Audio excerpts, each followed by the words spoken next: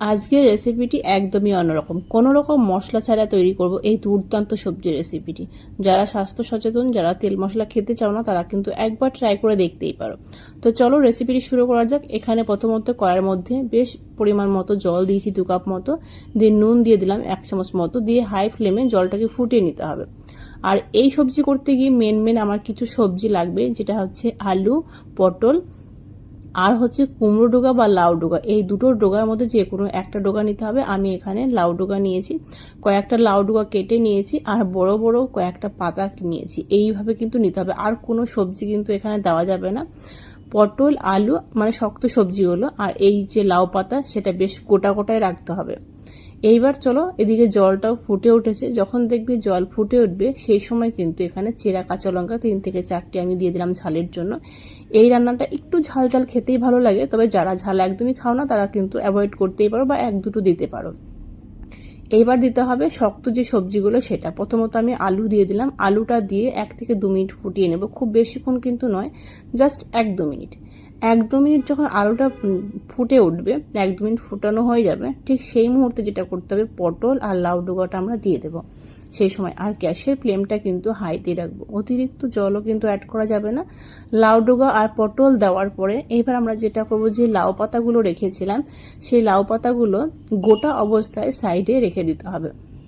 ঠিক এরকমভাবে সাইডে একটু ডুবিয়ে রেখে দেবো। এটা কিছুক্ষণ মতো ফুটিয়ে নেবো, খুব বেশিক্ষণ কিন্তু ফোটানো যাবে না, কালারটা যেন চেঞ্জ না হয় সেই দিকে খেয়াল রাখতে হবে।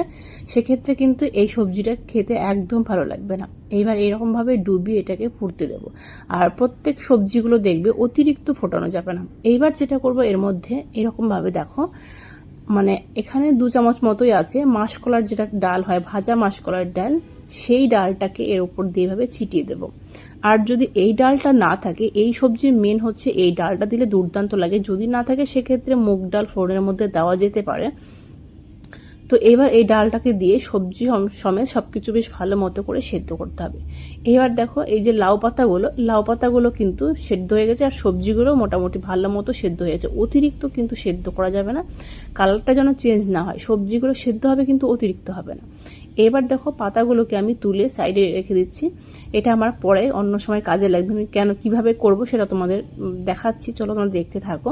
আর সবজিগুলো কিন্তু বেশ ভালো মতো করে কিন্তু সব সেদ্ধ হয়ে গেছে, অতিরিক্ত সেদ্ধ করব না, বারবার বলছি।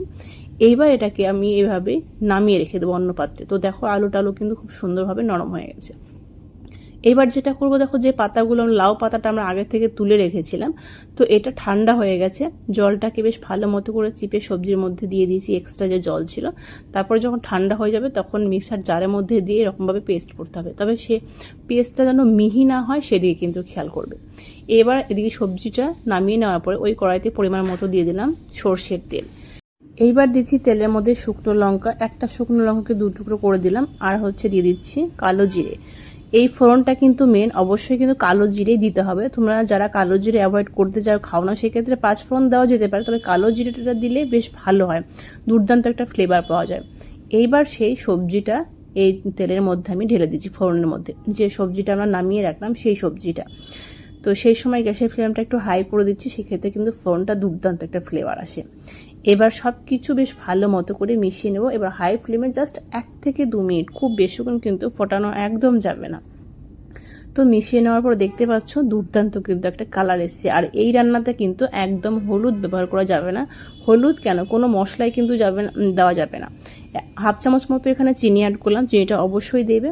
2 থেকে 3 মিনিট মতো ফুটিয়ে নিয়েছি, খুব বেশিক্ষণ নয়, জাস্ট 2 মিনিট। তারপর যে পাতাটা পেস্ট করে রাখলাম, একদম শেষের দিয়ে কিন্তু পাতাটা দেবো। এই পাতাটা দিয়ে কিন্তু খুব বেশিক্ষণ একদম ফোটানো যাবে না।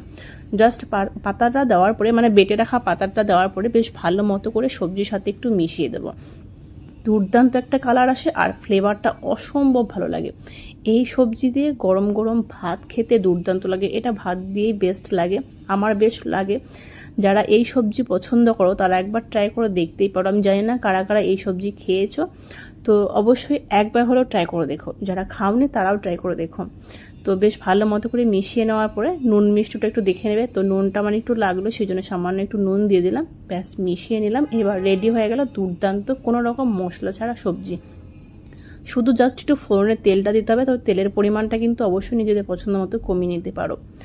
যদি ভিডিওটি ভালো লাগে অবশ্যই লাইক কমেন্ট বেশি বেশি করে শেয়ার করে দিও। আর যদি আমার চ্যানেলে নতুন বন্ধু হয়ে থাকো অবশ্যই চ্যানেলটিকে সাবস্ক্রাইব করে দিয়ে পাশে থেকো। আজকের মতো এই পর্যন্তই, পরদিন নেক্সট কোনো ভিডিওর সাথে দেখা হবে।